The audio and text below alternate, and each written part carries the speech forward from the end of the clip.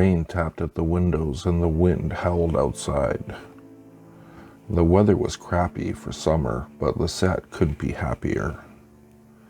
Curled up with a book and a steaming mug of tea, the 15-year-old girl quietly read and sipped contentedly, occasionally glancing to see the unbroken glossy sheet of rainwater slide down the cool glass of the windows.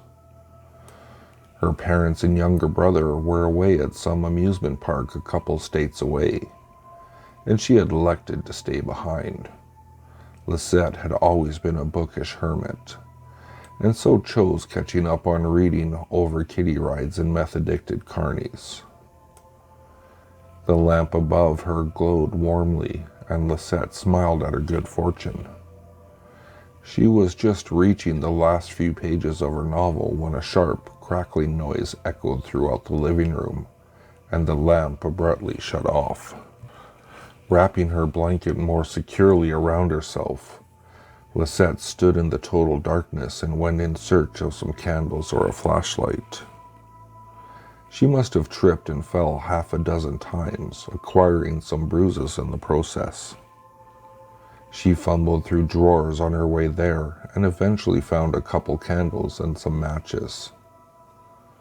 Lisette lit a short, fat candle and turned on her heel back to the stairs.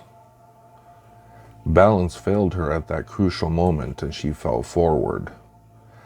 The candle went out as she went, and she reached out with her free hand for something to grab onto. To her surprise and terror, she did.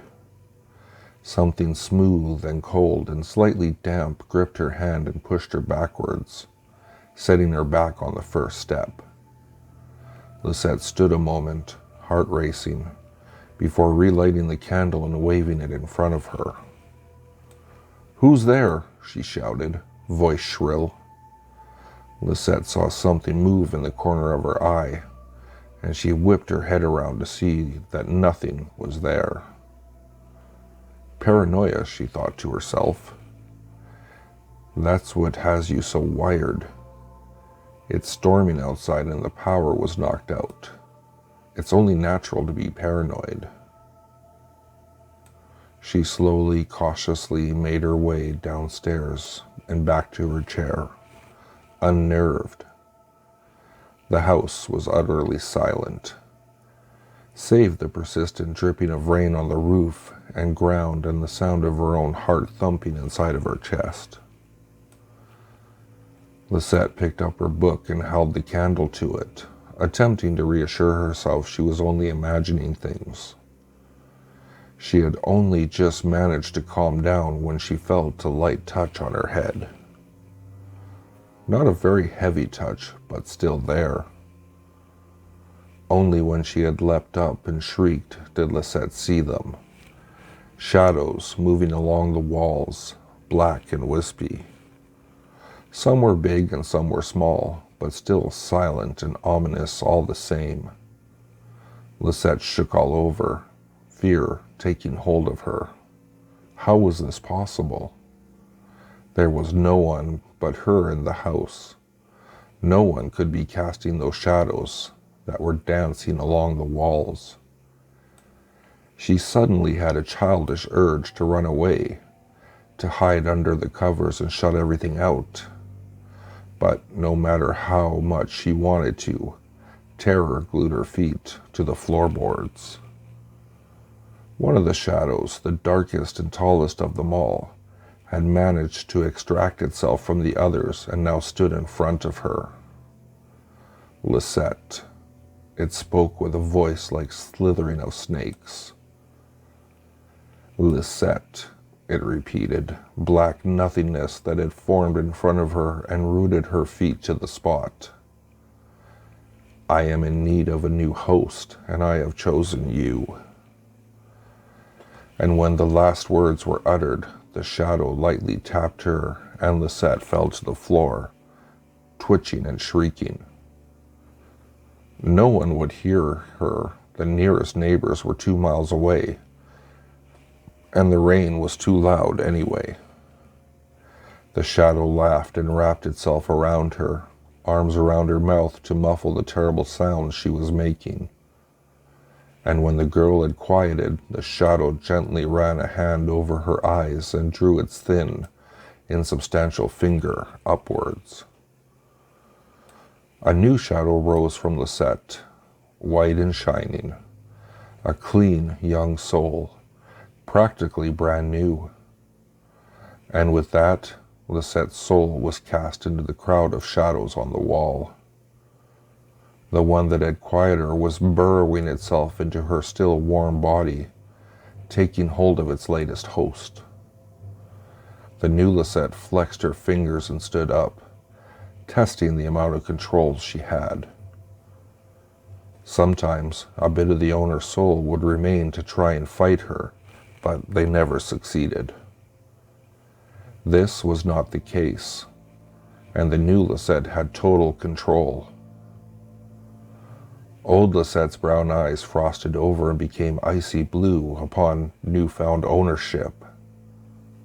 Emotionlessness washed over her face as she calmly turned the circuit breaker back on. The shadows on the walls screamed and quickly tucked themselves into small dark places.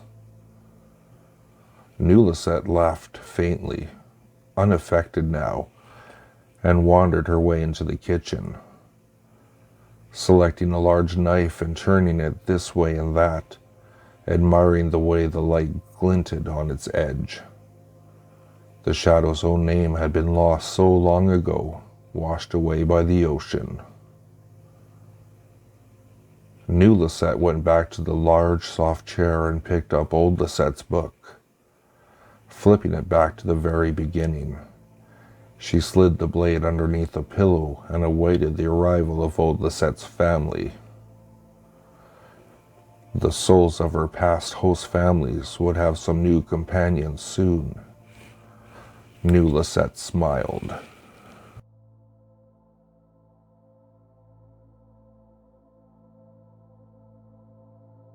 This morning, bright and early, my friend John and I decided to go fishing. We live in a very small town and there's never much to do. We were dying of boredom. However, this morning, it was even more quiet than usual. The streets were empty and there was nobody around. The town was eerily quiet. We went down an overgrown path that led to the river. When we got there, we saw a strange figure in a dark green hood crouching on the riverbank. He was holding a fishing rod in his hand. "Good morning," I called out. "Are the fish biting today?" The man didn't answer. He just gave a hoarse laugh and started to sway slightly from side to side. I went closer and asked again, "Are the fish biting?" I took 2 more steps, then stopped in my tracks. The man began to sway faster and faster. I couldn't see his face because it was obscured by the hood. Just then, I saw something that horrified me. At his feet, there was a human hand, severed at the wrist. I felt a chill run down my spine and I started to back away. The man slowly turned his head to face me. I saw a pair of piercing red eyes and sharp dark yellow teeth. Instead of a nose, he just had 2 triangular holes. He stared directly at me and opened his mouth in a bloody grin. I turned back and ran back to John. Not knowing what I had seen, he looked at me in bewilderment. I glanced behind me. The man in the hood was standing up and coming towards us. Without waiting to see what would happen next, I grabbed John by the hand and dragged him with me, shouting, "Run!" We rushed into the trees, looking back over our shoulders every 5 seconds to make sure the man wasn't following us. We sprinted through the undergrowth and made our way to the police station. On the way, I told John in a trembling voice about the severed hand and the man's terrifying face. He was now scared as well. When we reached the police station, I pulled on the door handle, but it was locked. We both pounded on the glass, but there was no answer. "Listen, I'm going to go see if I can get inside," I said. "You stay here and keep watch in case that crazy guy comes back." John was shaking and said, "But I'm scared. What am I going to do if he—" I didn't let him finish. I ran around the corner and found an open window at the back of the building. I climbed up through it and found myself in the bathroom of the police station. When I opened the door, I peered out and saw a dark corridor. The light was flickering ominously. Summoning all my courage, I walked down the hallway and came to an office. The room was empty and there were papers and furniture strewn across the floor. The phone was broken into pieces and the desk had been overturned. Just then, I heard someone shouting. It was coming from the street and it sounded like John. I was about to rush to the front door and let him in when I heard a rustling sound. Suddenly, another door in the corridor opened and I saw a figure lurking in the darkness. "Who's there?" I demanded. There was no response, but I saw two familiar red eyes peering at me from the darkness. I froze in horror. For a moment, I was so petrified that I couldn't move. The figure emerged from the darkness and stepped into the dim, flickering light. It was the same face I had seen at the river, but he was wearing different clothes. It was a policeman's uniform. Suddenly, the man came towards me at lightning speed. He covered a distance of 3 meters in less than a second and grabbed me by the throat with his strong, bony hands. The man stuck out his black tongue, licking his lips and gnashing his crooked teeth. As I watched in horror, his face started shifting and changing right before my eyes. Without thinking, I reached out and grabbed the first thing I could find. It was a pen. I raised it above my head, and with all my might, I drove it into the man's neck. Bright red blood gushed from the wound, and the man let out a high-pitched screech. His grip loosened on my neck, and I managed to break free. I rushed down the hallway and yanked open the first door I saw. Inside, there was a pile of human flesh and gnawed bones.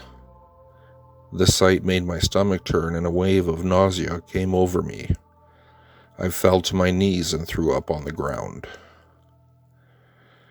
I was shaking with fear. I realized that this was the remains of the other policemen. Just then, I remembered John. He was waiting for me outside. I ran to the front door and opened it, and when I saw the familiar face of John on the other side, I wanted to cry. "Is everything okay?" I asked. "I heard you shouting." John nodded. "Everything is fine," he said. "I thought I saw someone moving around inside. Let's go home before that crazy guy comes back." We ran all the way home, and when we reached John's house, we found that his parents were not there. On the table, there was a note. "Gone to visit your grandmother. Will be back late tonight." We went across the empty house, securing all the windows and locking all the doors. We were barricading ourselves inside. John was surprisingly calm. My hands were shaking so much I could barely hold anything. After we finished securing the house, I picked up the phone to try and get help, but there was no dial tone. We were cut off from the rest of the world. We sat down in the living room and turned on the TV. There was nothing on the news. Everything was going on as usual. Whatever was happening, it seemed to just be confined to our little town. I took out a pen and a sheet of paper and tried to write down exactly what happened to us. I don't know why, but somehow it made me feel better. If we don't make it through this, then at least someone will find this piece of paper and know what happened to us. John is sitting beside me right now, but he is strangely pale. I asked him if he is okay, but he just shrugged his shoulders. Something's wrong. He got up and went into the bathroom. He's there now. All of a sudden, a wild fear seized me. Maybe it's just my paranoia going out of control. From head to toe, looked at the pen in his hands. "Cannot be," flashed through my head. Trying to speak very loudly but calmly, I asked John, "By the way, where's your sister? Did she go with your parents?" I heard his voice from the bathroom saying, "Probably." As the realization slowly sunk in, a cold wave of horror washed over me and I put my head in my hands. I wanted to cry. John doesn't have a sister. In the uneasy silence, I can hear the bathroom door opening with an ominous creak.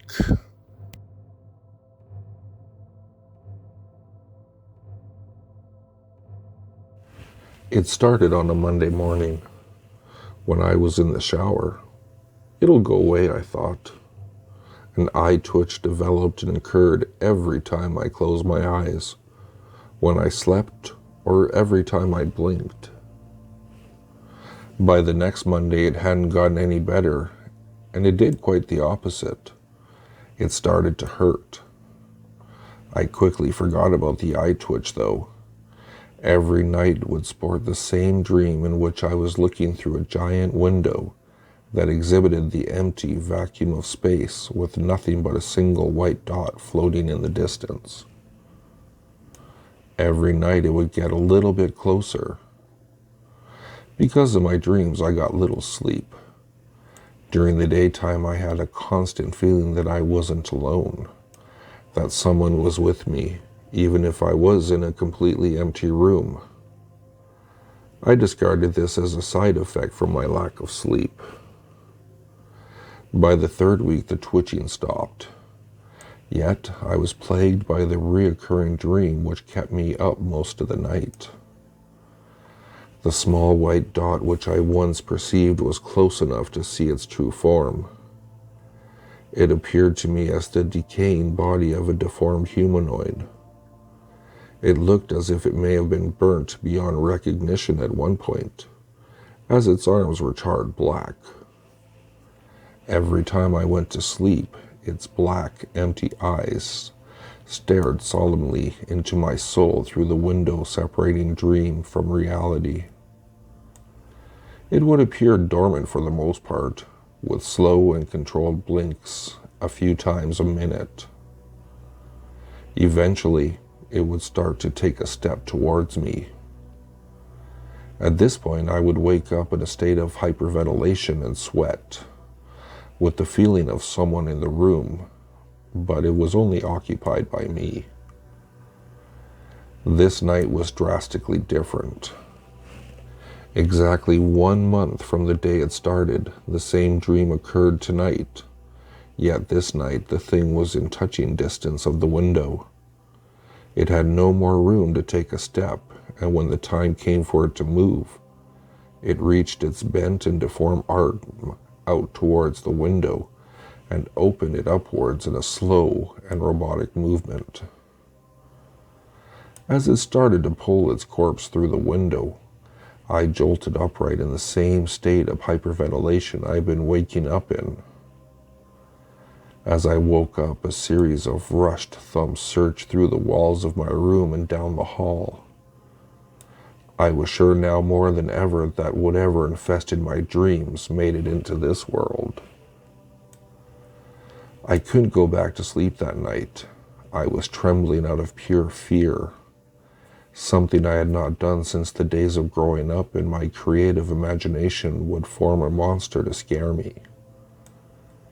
I needed an escape from the unknown, so I reached under my bed to retrieve my laptop. After propping my laptop on my bed, I opened its monitor to be greeted by the familiar light that illuminated the wall behind me. I looked down at the laptop's date and time. 2:08, I read. I reached over to my nightstand and plucked the disk for Sims from its case. As I clicked on the disk drive button, I heard 2 piercing screams echo throughout my house, followed by the same drumming ricochet through the walls towards me like an ambulance zooming by a car, and it disappeared in the same fashion. I froze and the disk dropped to the carpet. When I realized what was going on, I closed my laptop and mustered up the courage to get out of my bed. I felt that every action I took would ultimately result in my death. Yet, before I command myself to do so, I found myself standing outside of my door. I walked down the hallway towards my parents' room, trying to maintain discreet with every action I took. But I felt like the thundering of my heartbeat would give it away. I pushed open the door to my parents' room and stared into the complete darkness, which reminded me of the void. I fumbled for the light switch and flicked it on. I saw my parents, both laying perfectly still, with a petrified look on their face. Overcome with a wave of vertigo, I attempted to walk over to their bed. Upon finally reaching it, I felt for a heartbeat. Both of their hearts were beating normally, but when I tried to wake them up, nothing would work. I deduced that they were in a state of coma induced by that creature. As I was on the floor with tears of terror, I tried to imagine what horrible nightmares that creature implanted into their minds. I have a feeling I might find out tomorrow night.